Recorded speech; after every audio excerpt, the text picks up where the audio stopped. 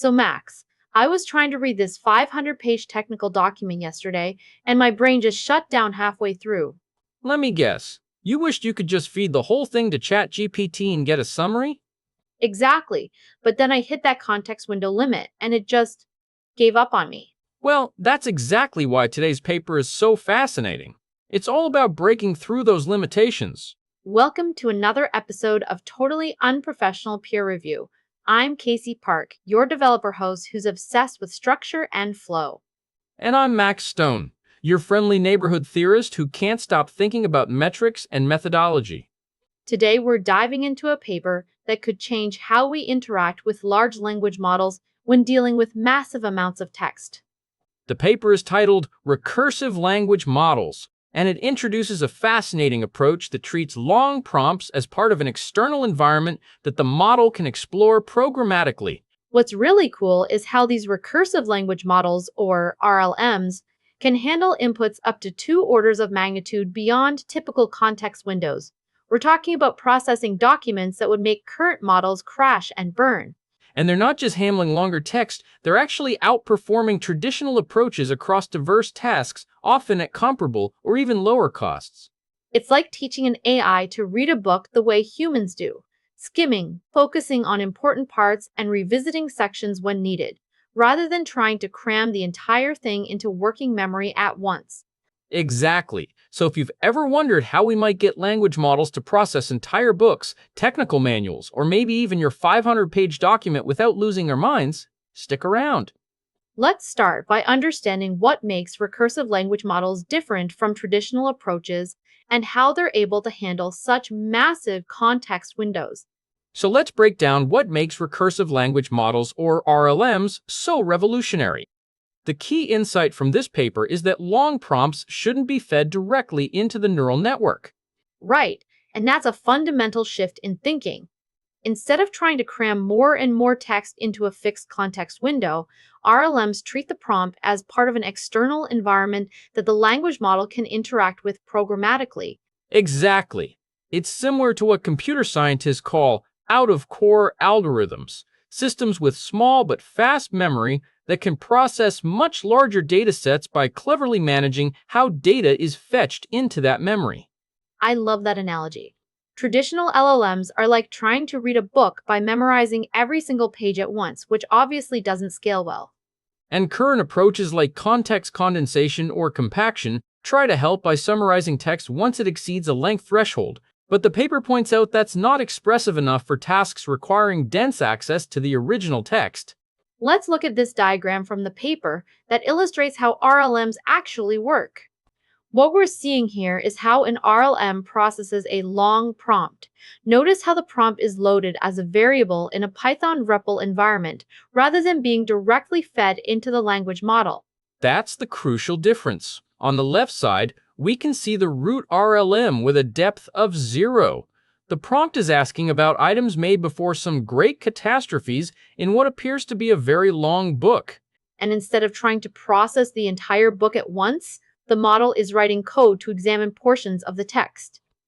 Look at how it's using print prompt t, ted, nezen t, nezen 100t to peek at the first 100 characters, and then splitting the text by chapter markers. The really clever part is on the right side of the diagram. The RLM is making recursive calls to itself, with depth numbered 1 to process specific chapters or sections. It's essentially breaking down the massive document into manageable chunks. And those subcalls can focus on specific tasks, like find all items in Chapter 1, or look for items that explicitly say they were found. It's dividing and conquering the problem. What's fascinating is that this approach tackles a fundamental limitation in previous methods. The paper mentions that prior approaches focused on recursive decomposition of tasks, but couldn't allow input to scale beyond the context window of the underlying LLM. That's because they were still trying to feed the entire input into the model at some point. With RLMs, the model never needs to see the entire input at once. It can programmatically decide which parts to examine. The paper also makes an interesting point about effective context windows. They hypothesize that the effective context window of an LLM can't be understood independently of the specific task. Right. More complex problems will show performance degradation at even shorter lengths than simpler ones. It's not just about how many tokens you can technically fit, but how well the model can utilize that context for different types of tasks. Let's take another look at that diagram. What I find particularly elegant about this approach is how the final response is constructed by combining the findings from all these recursive calls. Exactly. At the bottom of the diagram, we can see the final response synthesizing information from multiple chapters, mentioning Bob from Chapter 1, Alice finding a ring in Chapter 3, and something else from Chapter 5. The model has effectively navigated through a document that would be far beyond its normal context window. In their implementation, they used a Python REPL environment where the context is loaded as a string in memory. The system can then query a sub-language model inside this environment. And for their experiments with GPT-5, they actually used GPT-5 Mini for the recursive calls and the full GPT-5 for the root LM. That's a smart trade-off between capabilities and cost. Speaking of cost, the paper claims that RLMs can outperform base LMs and existing scaffolds on long context tasks by up to twice the performance while maintaining comparable or even cheaper average token costs. That's impressive, though they do note that RLM performance is slightly worse on smaller input lengths, suggesting there's a trade-off point where it makes sense to switch from a base LM to an RLM. One thing I found particularly interesting is that RLMs are model agnostic. The paper mentions that different models exhibit different overall decisions on context management and subcalling, but the general strategy works across models. And perhaps most impressively, RLMs can produce essentially unbounded tokens well beyond the limit of the base LM by returning variables in the REPL as output. The model can iteratively construct these variables through a mixture of code and subcalls. What really sets RLMs apart from previous approaches is that all context window management is implicitly handled by the language model itself. It's not some external system deciding how to chunk or process the text. The LM is making those decisions. That's a crucial distinction. The LM gets to reason over its context in code and through recursive calls rather than purely in token space. It's giving the model more agency in how it processes information. So, to summarize, recursive language models represent a fundamental shift in how we handle long context processing. Instead of trying to extend context windows directly, they treat prompts as part of an external environment that can be programmatically explored. And this approach allows them to scale to the 10 million token regime and beyond, which is truly remarkable when you consider that most current models cap out at around 32,000 tokens. It's a clever way of sidestepping the fundamental limitations of transformer architectures when it comes to processing very long sequences. Exactly. And now that we understand the basic concept of RLMs, let's move on to examine their performance and cost analysis in more detail. Let's dive into the performance analysis of these recursive language models. The paper presents some really impressive results across multiple benchmarks. Yeah, they tested RLMs using both a frontier closed model, GPT-5, and a frontier open model called Qwen3 Coder 480B across 4 diverse tasks with varying levels of complexity. And what's particularly interesting is how they categorize these tasks by their computational complexity relative to input length. They had constant complexity tasks, linear complexity tasks, and even quadratic complexity tasks.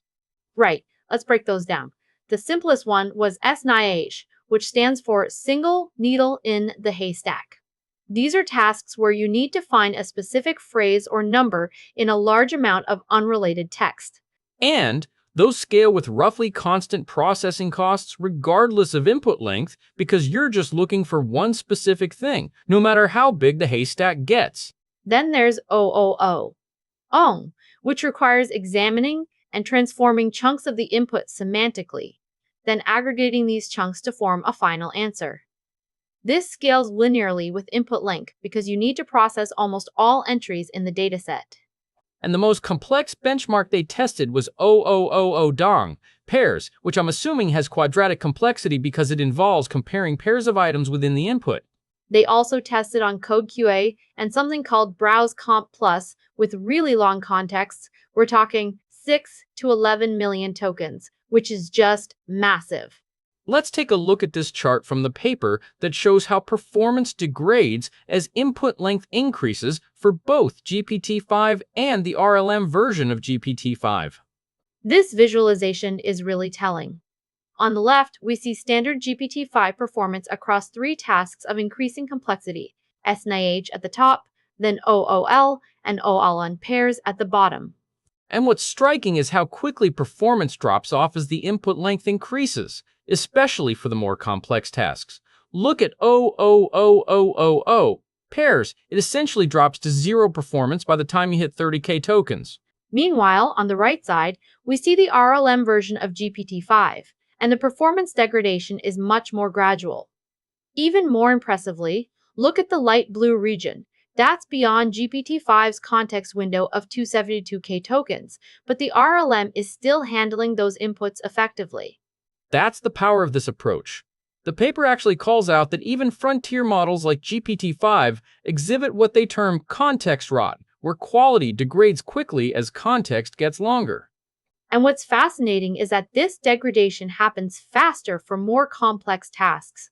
sh holds up pretty well even in the base model, but OLong and especially OLong pairs fall off a cliff much sooner. Let's look at the detailed performance comparison table from the paper. This gives us a more comprehensive view across all the benchmarks they tested. So in this table, we can see the performance scores for different methods across four benchmarks: CodeQA, BrowseComp+, OOOOOng, and OOOO pairs. The gray numbers show the average API cost plus or minus the standard deviation. And those asterisks indicate runs where the method hit input context limits, basically where the model couldn't handle the full input. Looking at the GPT-5 section, the RLM approach scores 62% on CodeQA compared to the base model's 24%. And on BrowseComp+, which has a massive 611 million token context, the base model completely fails with 0%, while the RLM achieves 91.33%. That's a night and day difference. And on OOLung, the RLM outperforms the base model by 28.4%, scoring 56.5% versus 44%. But the most dramatic difference is on OLong pairs, where the base GPT-5 scores just 0.04%, essentially failing completely, while the RLM version achieves 58%. That's showing an emerging capability that simply doesn't exist in the base model. And we see similar patterns with the Qwen 3 coder model as well. The RLM approach consistently outperforms not just the base model, but also other approaches like Codact and summary agents. I'm also noticing the RLM no subcalls row, which is an ablation study where they disabled the recursive calling feature. The full RLM outperforms this version by 10% to 59% across the information-dense tasks, which really highlights the importance of that recursive capability. Now let's talk about costs, because that's a crucial consideration for any practical application. The paper claims that RLMs have comparable or even lower costs than base models, which seems counterintuitive given all the recursive calls. Let's look at their cost analysis chart to understand this better. This chart shows the API costs at different percentiles, the 25th, 50th, 75th, and 95th percentile of total cost. The blue bars represent the base model, and the orange bars represent the RLM approach. What's interesting is that at the median 50th percentile, the RLM costs are comparable or even lower than the base model costs. But look at that 95th percentile, there's a sharp increase for RLMs. Right, the paper explains this is due to potentially long RLM trajectories in some cases. The cost distribution has higher variance because some queries might require many recursive calls, while others might be quite efficient. But compared to the summary agent approach, which ingests the entire input context, RLMs are up to 3 times cheaper while maintaining stronger performance. That's because the model can selectively view context rather than processing everything. There's a specific example in the paper about BrowseComp+, with its massive 611 million token context. They calculated that the cost of GPT-5 mini ingesting that would be 150 to 2.75, while the RLM approach had an average cost of just 0.99. And it outperformed both summarization and retrieval baselines by over 29% while being cheaper. That's a compelling value proposition. It's worth noting that the paper does acknowledge some differences between models. While both GPT-5 and Qwen3 Coder showed strong performance as RLMs compared to their base versions, they exhibited different behaviors across tasks. Right. On BrowseComp Plus in particular, the RLM version of GPT-5 nearly solved all tasks, while the RLM version of Qwen3 Coder struggled to solve half of them. So there are still model-specific differences in how well this approach works. To summarize the performance and cost analysis, RLMs dramatically outperform base models and other long context approaches across diverse tasks, especially as context length increases. They maintain strong performance even at the 10 million token scale, which is 2 orders of magnitude beyond typical context windows. And despite the recursive nature of the approach, the median costs are comparable or even lower than base models, though there is higher variance with some outlier cases being more expensive. The key insight seems to be that by allowing the model to programmatically explore the context rather than ingesting it all at once, RLMs can be both more effective and more efficient. Now that we've covered the performance and cost aspects, let's move on to explore how RLMs actually interact with their environment to programmatically examine, decompose, and self-reference text. Now let's dive into what I find most fascinating about this paper: how RLMs actually interact with their environment to programmatically examine and decompose text. This is really the core innovation. Instead of trying to feed the entire prompt directly into the language model, RLMs treat the prompt as part of an external environment that the model can interact with. Exactly. The paper describes it as initializing a read-eval print loop, or REPL, programming environment where the prompt is set as the value of a variable. Then the language model can write code to peek into and decompose that variable. Let's take another look at that diagram from earlier to really understand how this works in practice. So in this example, the prompt is loaded as a variable in a Python environment. The language model doesn't try to process the entire book at once. Instead, it writes code to examine it programmatically.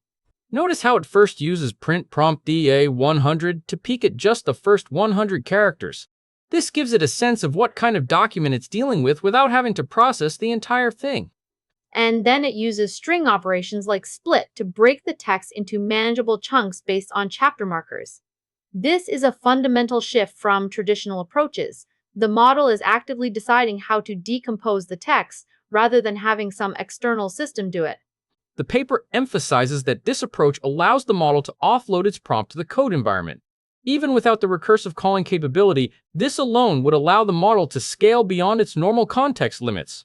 But the recursive calling is where things get really interesting.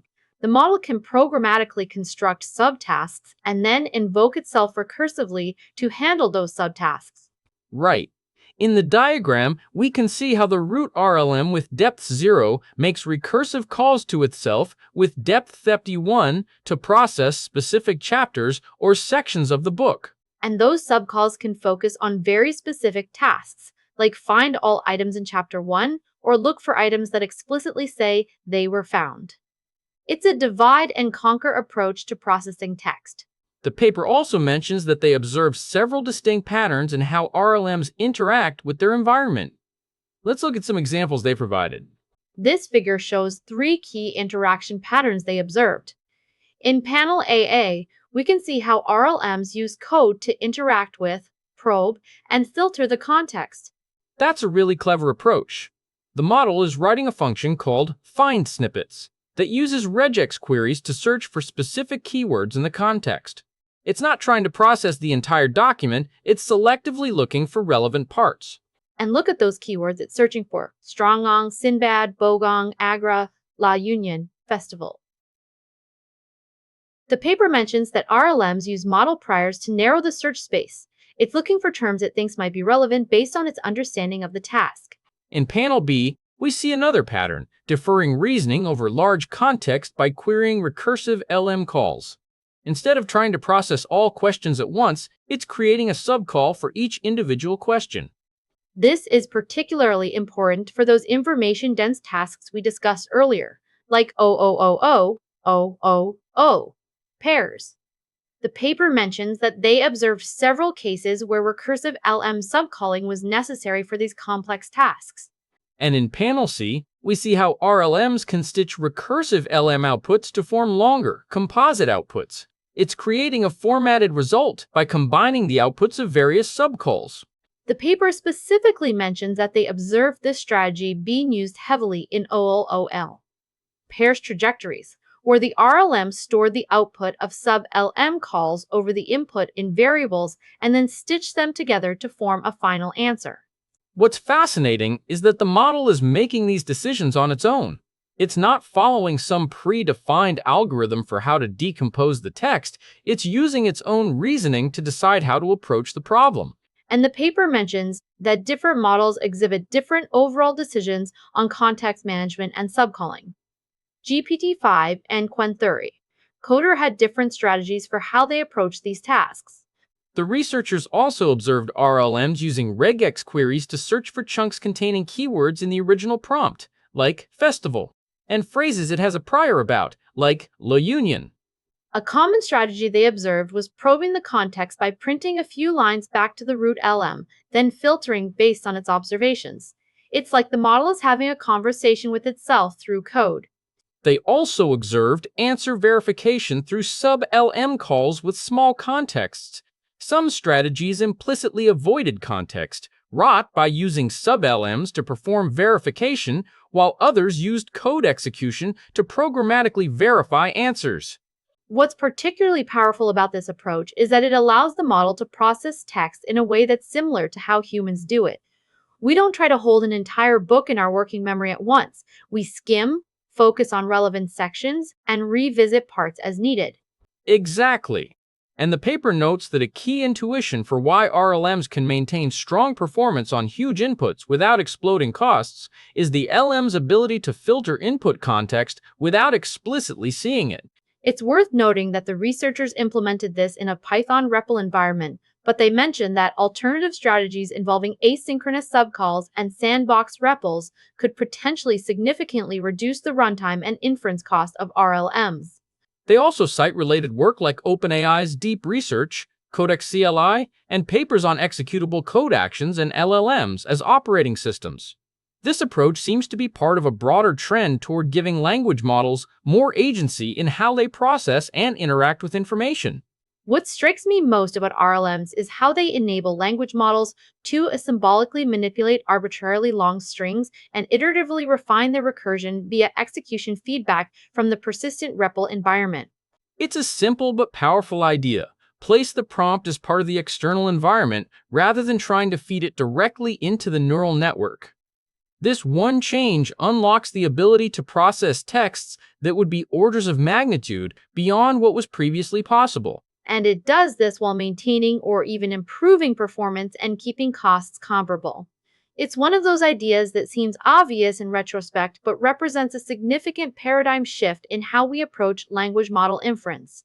To summarize, RLMs interact with their environment by treating prompts as variables in a programming environment, writing code to examine and decompose those prompts, and making recursive calls to process specific portions of the text. They use strategies like regex filtering, recursive decomposition, and output stitching to handle massive documents in a way that's both effective and efficient.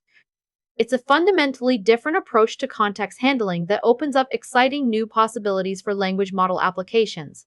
And with that, we've covered how RLMs programmatically examine, decompose, and self-reference text. Let's wrap up our discussion of this fascinating paper. Well, that's all we have time for today. I'm really excited to see how recursive language models might change the way we interact with massive documents. No more hitting that context window wall. Absolutely. The ability to programmatically explore text rather than trying to cram it all into a fixed context window is a game changer. It's like we're teaching AI to be more human in how it reads, skimming, focusing, and revisiting as needed. Thanks for joining us for another episode of Totally Unprofessional Peer Review. Remember to subscribe wherever you get your podcasts. And if you're trying to feed this entire episode transcript to your favorite language model, well, now you know there might be a recursive solution for that.